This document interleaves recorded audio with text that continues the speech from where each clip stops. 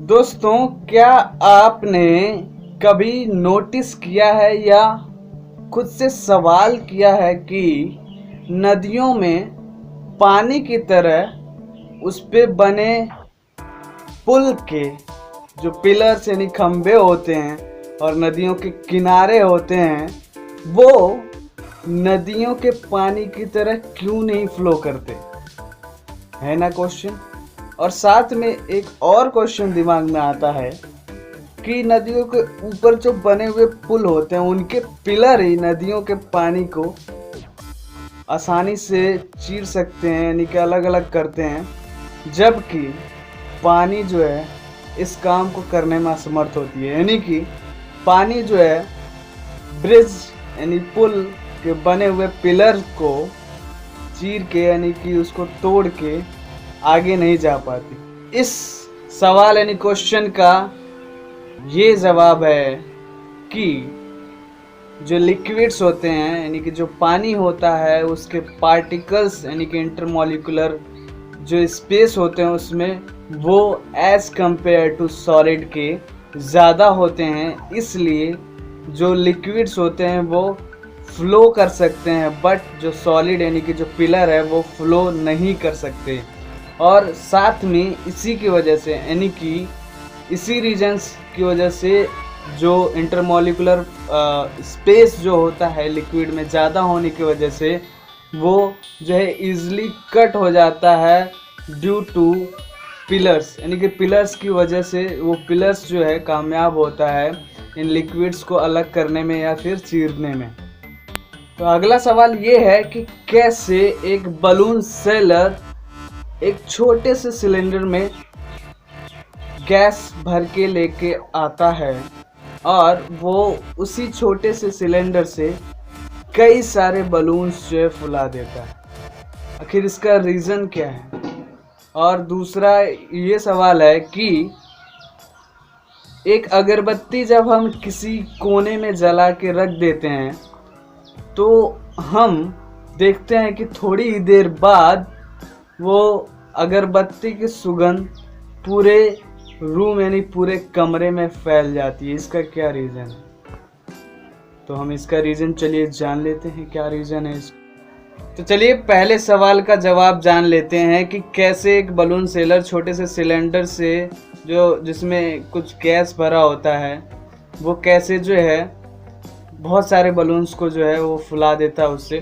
तो इसका रीज़न ये है कि जो गैस होता है उसके जो इंटरमॉलिक्यूलर स्पेस होते हैं यानी कि उसके पार्टिकल के जो इंटरमॉलिक्यूलर स्पेस होते हैं वो स्पेस लिक्विड और सॉलिड से कहीं ज़्यादा होते हैं, और इसी वजह से ये गैसेस जो होते हैं वो कंप्रेसिबल होते हैं, यानी कि उन्हें कंप्रेस करके लिक्विफाई कर दिया जाता है और सिलेंडर में फिल कर दिया जाता है। उसके बाद जैसे ही बलून में हम उसको भरते हैं तो क्या होता है, प्रेशर उस गैस पे कम हो जाता है, इसलिए वो थोड़े से गैसेस में यानी कि जो लिक्विफाई हो चुका होता है उसमें हम कई सारे बलून जो है फुला सकते हैं।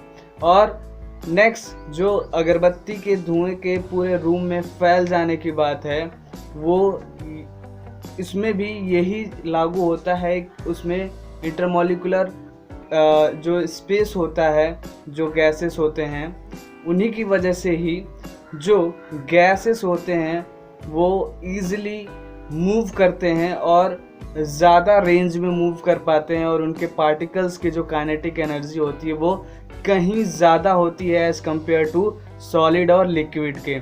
इसीलिए जैसे ही हम एक कोने में जो है अगरबत्ती रखते हैं तो उसके पार्टिकल्स बहुत तेज़ी से जो है एक कोने से दूसरे कोने तक फ्लो होने में यानी कि बहुत तेज़ी दिखाती हैं।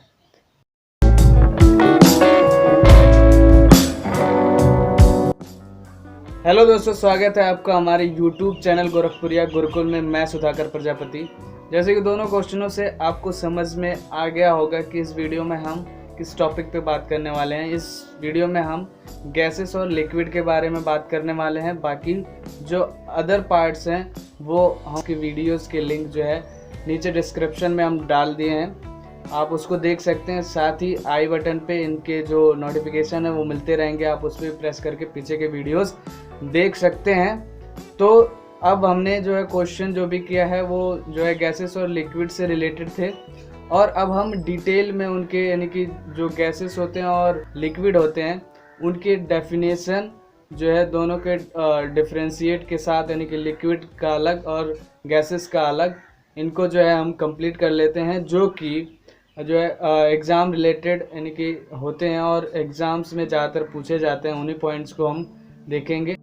तो सबसे पहले गैसेस और लिक्विड के पार्टिकल्स के इंटरमॉलिक्यूलर स्पेस की बात कर लेते हैं।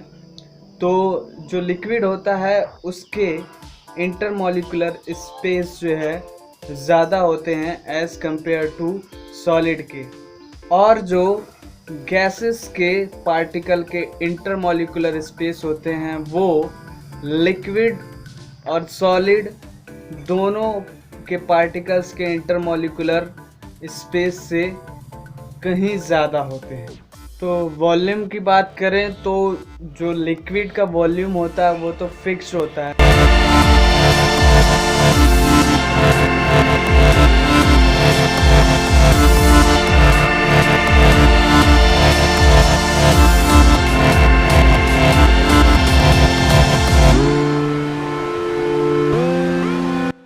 जो गैसेस के वॉल्यूम होते हैं वो फिक्स्ड नहीं होते हैं।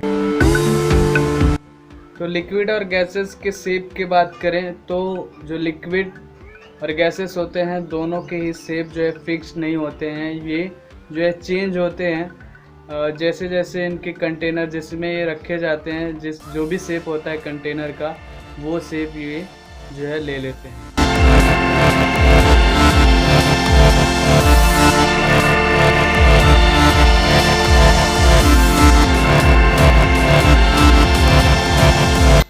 आगे जो है उसकी कंप्रेसिबिलिटी की बात करें तो जो लिक्विड होता है वो नियरली इनकम्प्रेसिबल होता है, यानी कि उसमें कंप्रेसिबिलिटी बहुत ही कम होता है।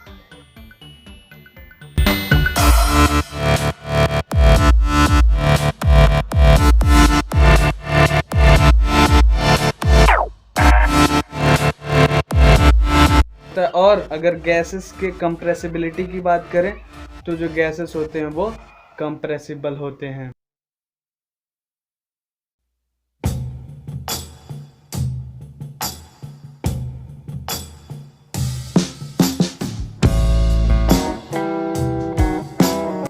और उनके लिक्विड और गैसेस के फ्लो की बात करें तो जो लिक्विड होता है वो फ्लो कर सकता है और गैसेस भी इजीली फ्लो कर सकते हैं, और जो गैसेस होते हैं वो कह सकते हैं कि काफ़ी ज़्यादा उनके पार्टिकल्स के काइनेटिक एनर्जी होते हैं, तो वो काफ़ी तेज़ी से जो है फ्लो कर सकते हैं एज़ कम्पेयर टू लिक्विड के।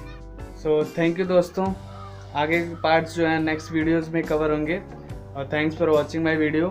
अगर वीडियो अच्छी लगी हो तो उसे लाइक करें और अपने दोस्तों में शेयर करें, और जो भी इशू या जो इम्प्रूवमेंट चाहिए आने वाले वीडियोस में वो कमेंट करके बताएं, हम ज़रूर से मेंशन करेंगे। सो जय हिंद, वंदे मातरम दोस्तों।